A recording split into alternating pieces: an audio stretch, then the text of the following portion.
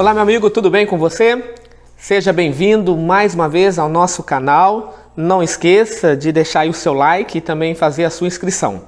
E claro, compartilhe também essa mensagem para que outras pessoas possam conhecer a pessoa maravilhosa de Cristo Jesus. Amém?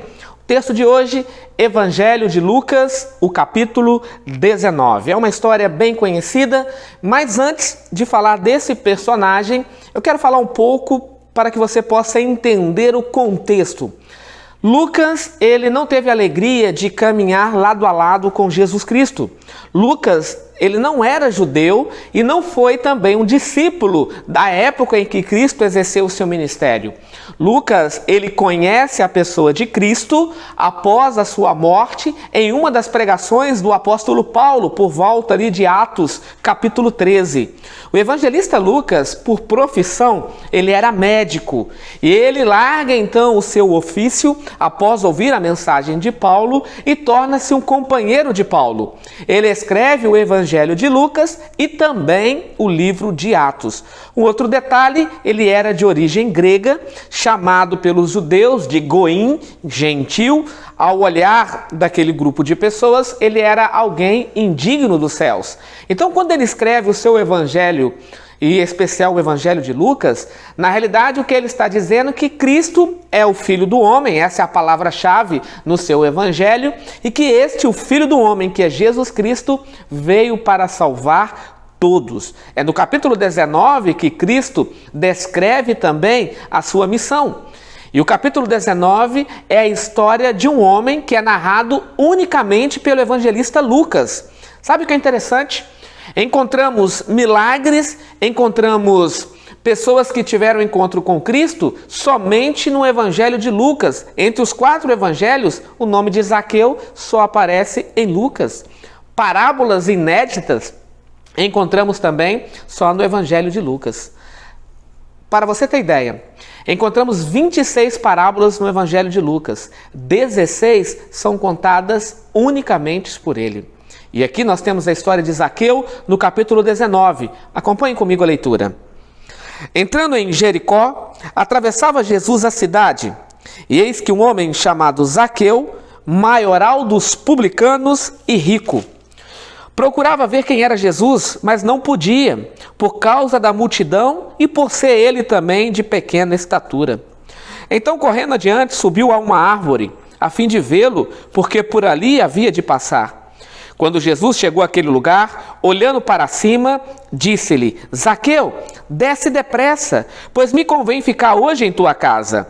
Ele desceu a toda pressa e o recebeu com alegria. Todos os que viram isso murmuravam, dizendo que ele se hospedara com um homem pecador. Entre mentes, Zaqueu se levantou e disse ao Senhor: Senhor, resolvo dar aos pobres a metade dos meus bens. E se alguma coisa tenho defraudado alguém, restituo 4 vezes mais. Então Jesus lhe disse: Hoje houve salvação nesta casa, pois que também este é filho de Abraão, porque o Filho do Homem veio buscar e salvar o perdido. A história começa falando de um homem que era conhecido como maioral dos publicanos, um homem rico e também um homem de baixa estatura, e que morava em Jericó. A cidade de Jericó antigamente era conhecida como a Cidade das Palmeiras. Foi destruída também pelo povo de Israel, a mando ali de Josué, e você conhece bem o contexto. Depois dessa cidade foi passando por vários processos de reformas e tornou-se uma cidade onde habitava sacerdotes aposentados e também cobradores de impostos. Quando o texto diz que Zaqueu era o maioral dos publicanos, na realidade o texto está dizendo que ele era o chefe da Receita Federal. Zaqueu era o leão daquela época. O problema é que ele cobrava impostos do povo de Israel para levar para um povo gentil, que era o povo de Roma. E ele era tido então como um traidor. Um traidor em Israel não poderia participar da adoração do templo. Um traidor em Israel não poderia levar um cordeiro para o templo para ter o sacrifício em seu lugar. Um traidor em Israel não poderia casar com uma mulher de Israel. Um traidor em Israel não poderia ter os seus filhos estudando nas escolas de Israel. Você percebe como era a vida de Zaqueu? Era um homem de extrema importância na sociedade, porém ele não tinha nenhuma moral entre o seu povo. Ele era caracterizado como um traidor. Um outro detalhe também, ele era riquíssimo e a riqueza dele foi conquistada com lucros desonestos. A Bíblia não condena ninguém de ser rico, pelo contrário. A Bíblia ela é muito clara em dizer que o trabalhador ele é digno do seu salário, e nós entendemos que a prosperidade bíblica ela vem do trabalho.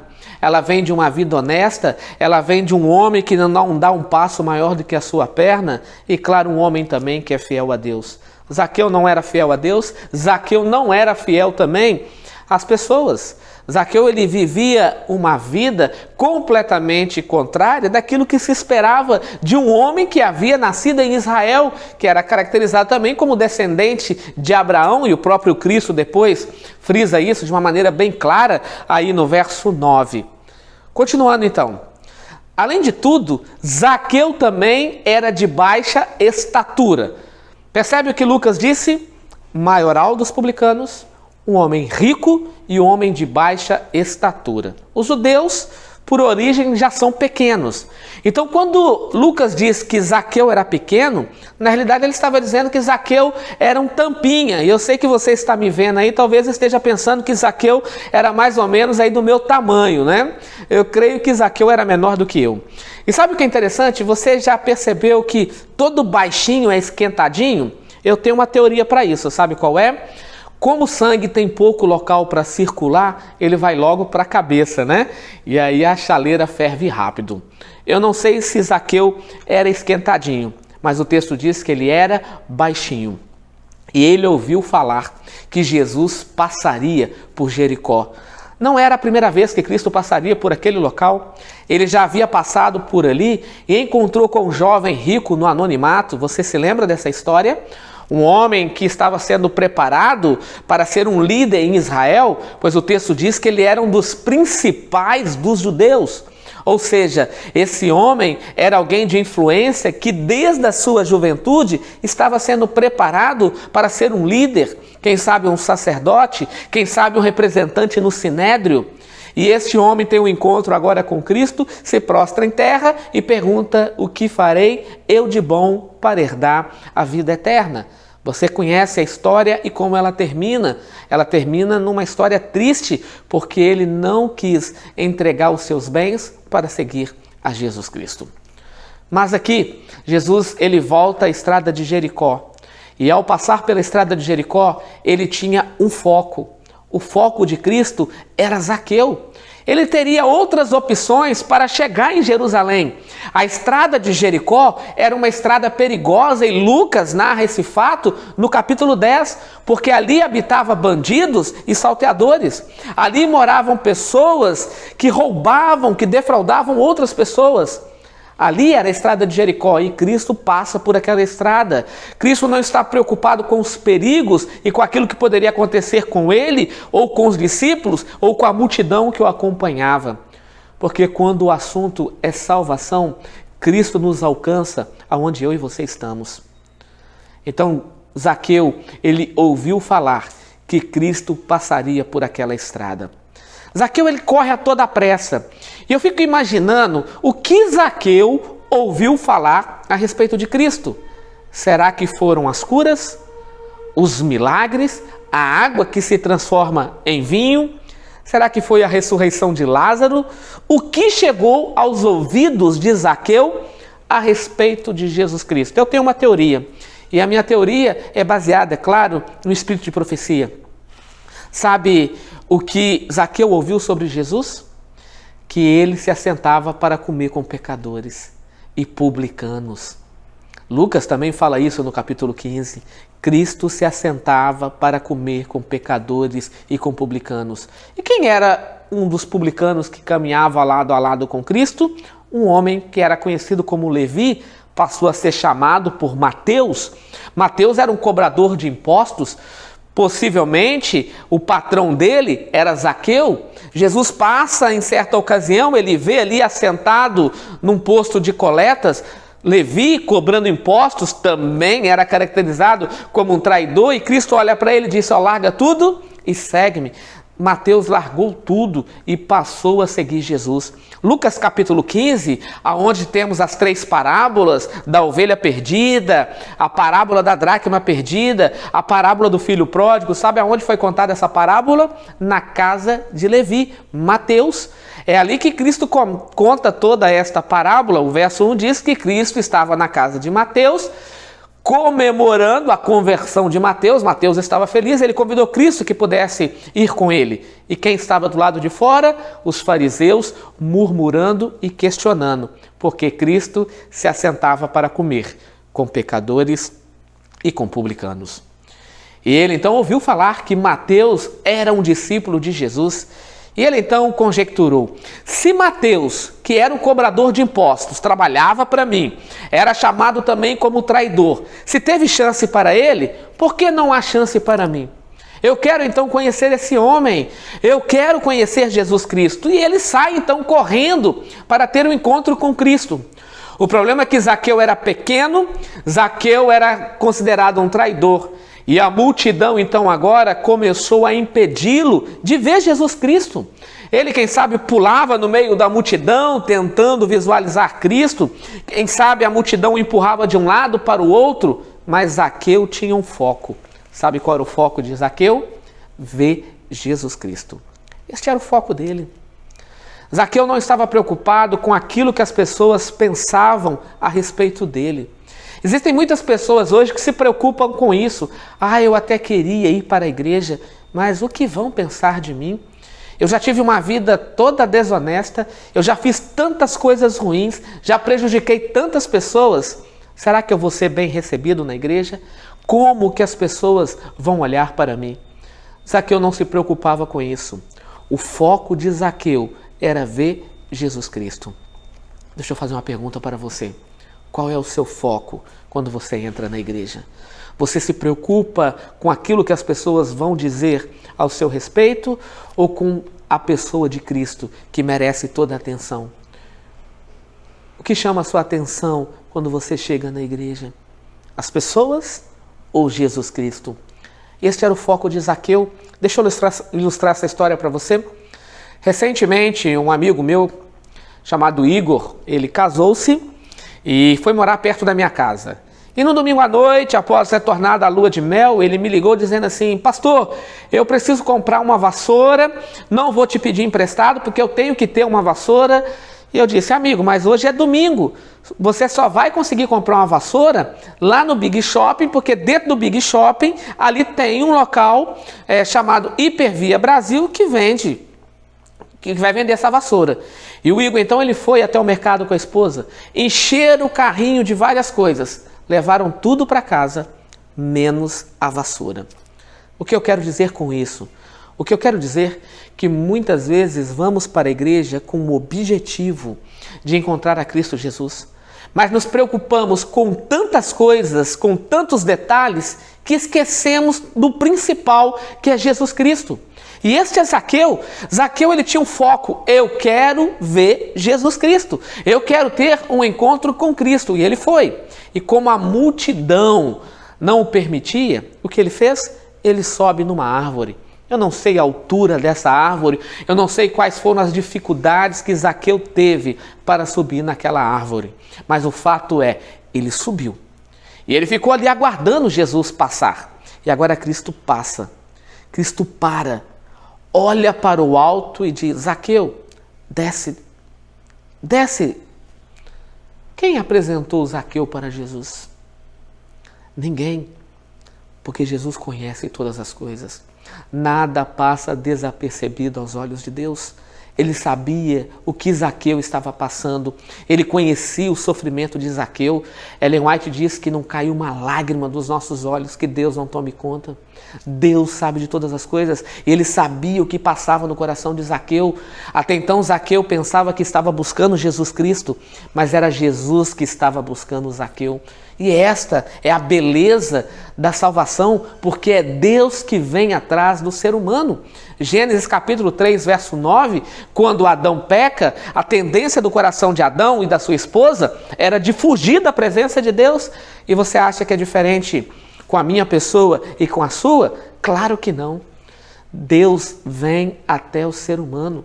Este é o plano da salvação, é Deus fazendo de tudo para que o ser humano possa ser salvo, para que o ser humano possa ser salvo. E ele então disse: Zaqueu, desce depressa. Amigo, Zaqueu não ficou em cima daquela árvore pensando: não, eu tenho que formar. Eu tenho que acertar um monte de coisas. Eu tenho que guardar o sábado. Eu tenho que fazer isso. Eu tenho que fazer aquilo. Zaqueu não pensou. Sabe o que ele fez? Ele desceu a toda pressa. Porque quando o assunto é salvação, eu tenho que descer a toda pressa. Amigo, não existe em cima do muro. Quantas pessoas estão estudando a Bíblia? Quantas pessoas têm se envolvido com a igreja, mas não têm coragem de tomar a decisão? E quando perguntamos, amigo, por que você ainda não se batizou? Por que você ainda não tomou a decisão ao lado de Cristo? Eu estou ainda no vale da decisão. Eu estou ainda em cima do muro. Amigo, em cima do muro é uma decisão. Certa vez eu vi uma ilustração de um jovem, ele estava assentado em cima de um muro.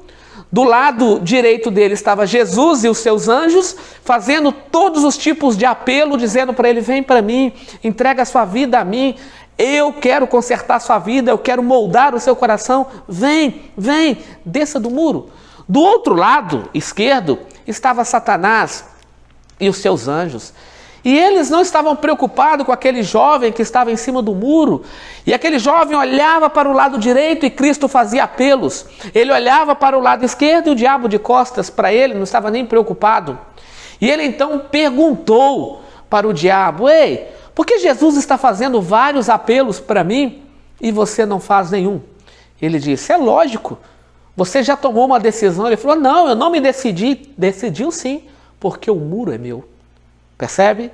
Quando você diz que está em cima do muro, você já decidiu.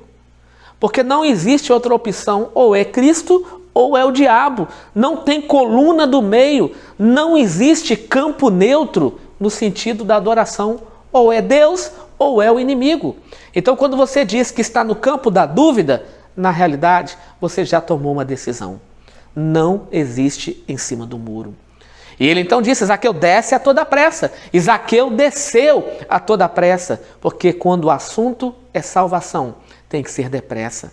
E Jesus agora ele utiliza-se de uma outra palavra. Ele diz: hoje convém a mim pousar na tua casa. Hoje. Essa expressão no Novo Testamento aparece 44 vezes. E as 44 vezes que a palavra hoje aparece, o contexto é de salvação. Hoje houve salvação nesta casa, porque hoje o Filho do Homem está mostrando para todos que veio para buscar e salvar aqueles que estavam perdidos.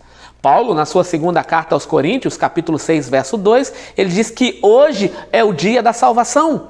Quando olhamos para a carta de Paulo aos Hebreus, e você que ouve a voz do Espírito Santo hoje, não endureçais o vosso coração, percebe? Sempre com apelo, e o apelo é para agora, é para hoje, porque o amanhã não existe. Entregar a minha vida amanhã é arriscado. Planejar minha vida por algo que não existe é correr riscos. E Zaqueu resolveu não correr risco. Zaqueu desceu a toda pressa e ele agora caminha com Jesus Cristo até a sua casa. Eu fico imaginando esta viagem. Sabe por que eu fico imaginando? Porque o verso 7 diz que todos murmuravam. Todos murmuravam porque Cristo estava indo se hospedar na casa de um pecador que também era publicano. Começaram a questionar. Então, eu olho para esse verbo, murmurar, e questiono. Por que murmuravam? Por que questionavam? Porque estavam condenando a pessoa de Cristo? Se ele veio para buscar os perdidos, Zaqueu era um perdido e foi encontrado. Mas a igreja murmurava. E a palavra que todos, é a palavra panta do grego, significa que até os discípulos estavam murmurando. Até os discípulos. Os discípulos representavam a igreja daquela época. Será diferente hoje? Será que a igreja também não tem murmurado? Será que a igreja não tem questionado quando alguém toma a decisão de entregar a vida a Cristo Jesus? Sabe o que diz Madre Teresa de Calcutá? Quem julga não tem tempo para amar. Quem julga não tem tempo para amar. Ela continua dizendo, as pessoas boas precisam do nosso amor. As pessoas más necessitam do nosso amor. O que temos feito por essas pessoas? Murmurado ou temos feito de tudo para que elas possam ter um encontro com Cristo Jesus? Recentemente eu li um livro e o título deste livro é Proibida a Entrada de Pessoas Perfeitas, da editora Vida. E ali o pastor Dan Kimball, ele conta a história de uma jovem chamada Bia.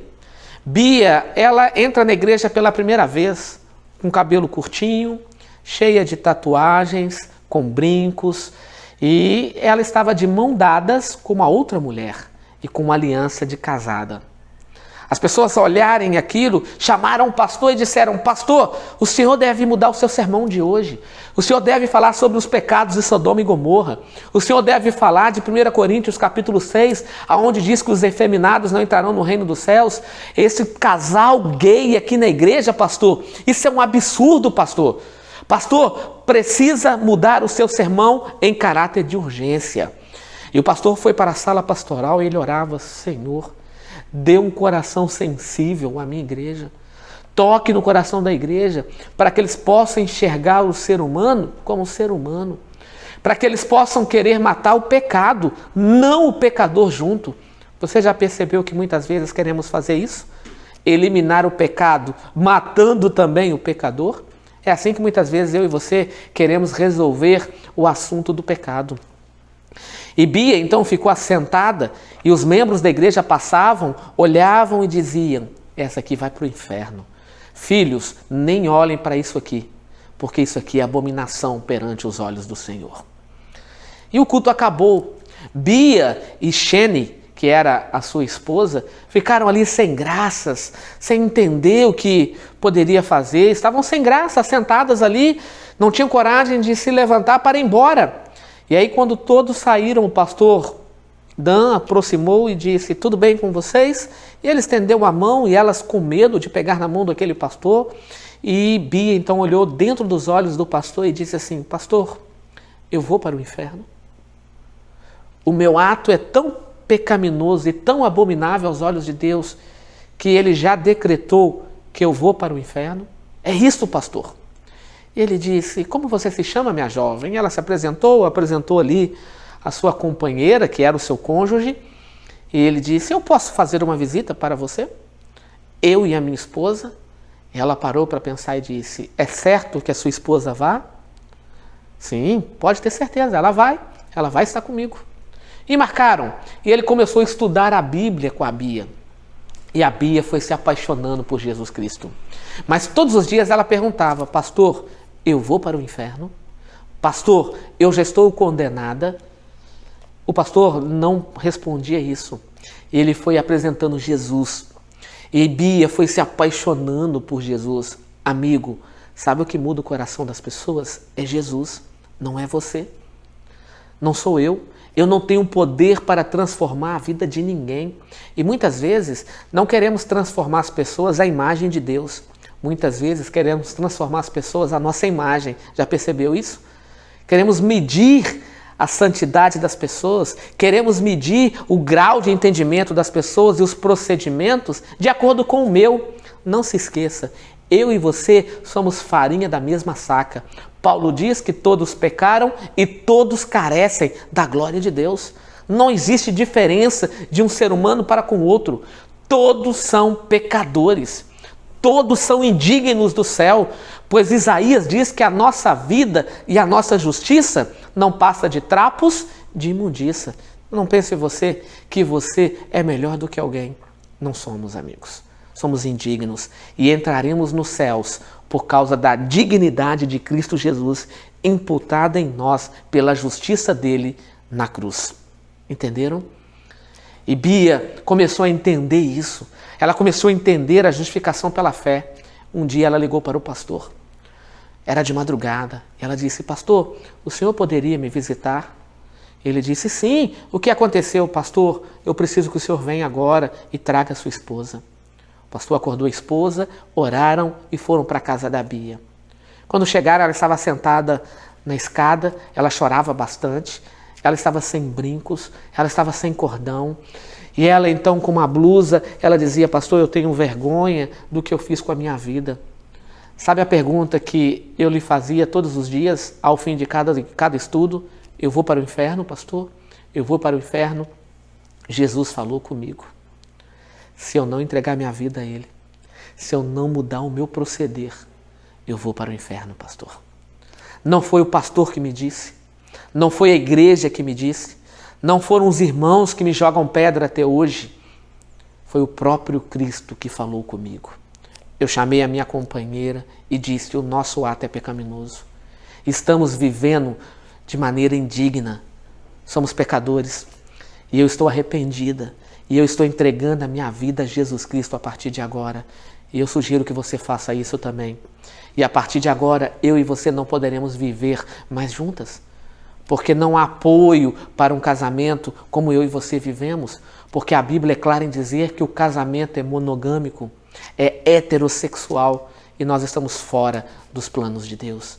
Então, por favor, faça suas malas e vá embora.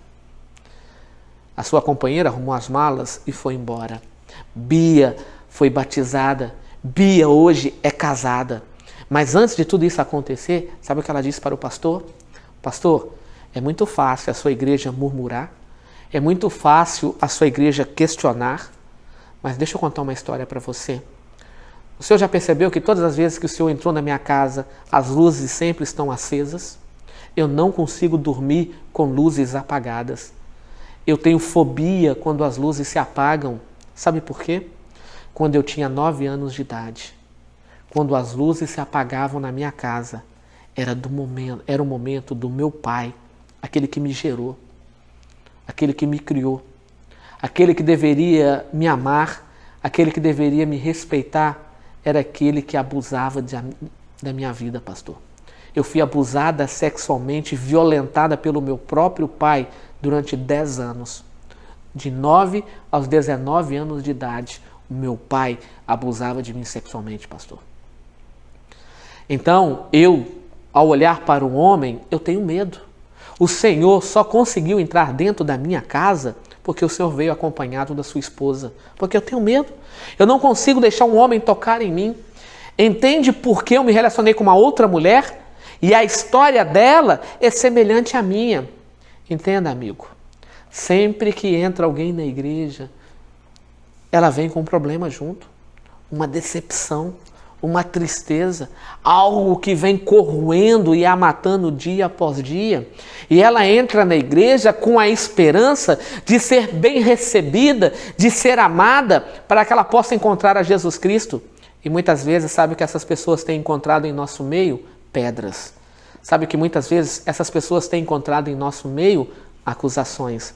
Eu repito a frase da Madre Teresa: quem julga não tem tempo para amar. Jesus não estava ali para condenar Zaqueu. Jesus não estava ali para acusar Zaqueu. E, aliás, quem acusa é Satanás. Quem acusa é Satanás. É Satanás que fica apontando o dedo e apontando o meu e o seu pecado. Jesus não faz isso. Sabe qual é o papel de Cristo? É perdoar os nossos pecados. Sabe qual é o papel de Cristo? É de nos lavar e nos purificar de todos os pecados. Este é o papel dele. Não é papel meu e seu acusar e apontar o dedo para ninguém, porque eu sou indigno disso. E Paulo é bem claro dizer isso também na sua primeira carta aos Coríntios, no capítulo 6. Deus não confiou a mim e a você o papel de juiz. Nós não podemos fazer isso. E todos murmuravam, mas Zaqueu, ao perceber o silêncio de Cristo, Cristo, pouco a pouco, foi atraindo Zaqueu com seu olhar de amor. Cristo olhava para Zaqueu como alguém que um dia poderia estar com ele nas mansões celestiais. Zaqueu fica em pé, incomodado com a sua vida pecaminosa. Zaqueu olha para Cristo e diz: Senhor, eu tenho feito tantas coisas erradas. Eu já prejudiquei tantas pessoas, mas a partir de hoje eu prometo que eu vou restituir aqueles que eu acabei defraudando. Eu vou ser uma nova pessoa. Sabe quais foram as palavras de Cristo? Hoje houve salvação nesta casa. Hoje. Porque o Filho do Homem veio buscar e salvar o perdido. Entendeu qual é a missão de Cristo? Salvar o perdido. Será que eu e você poderíamos dizer hoje: há salvação nesta casa? Será que hoje, aí na igreja, poderíamos dizer: hoje há salvação nesta casa? Ou murmurações? Ou pedradas? Pense nisso, que eu e você possamos ser colaboradores de Cristo Jesus. Que possamos apresentar a Jesus para as pessoas, não como alguém que quer levar as pessoas para o inferno, mas como alguém que quer levar todos para os céus. E Jesus falou isso em João capítulo 14, no verso 3, para que onde eu estou, estejais vós também. Amém? Que Deus abençoe você. Se for a sua decisão nesse momento em dizer: eu quero entregar a minha vida a Cristo Jesus, feche os seus olhos e ore comigo. Senhor Deus e Pai, obrigado por meditarmos na Tua Palavra. Obrigado por meditarmos na história de Zaqueu. Que o Senhor possa nos usar como instrumento em Tuas mãos. Que não venhamos a ser colaboradores com o inimigo, mas que possamos ser colaboradores com Cristo Jesus. Que de fato possamos cooperar contigo no papel da redenção. Que possamos apresentar a salvação hoje para o nosso próximo. Pois te pedimos essas bênçãos com o perdão dos nossos pecados, no nome de Jesus. Amém. Deus te abençoe e até o próximo vídeo.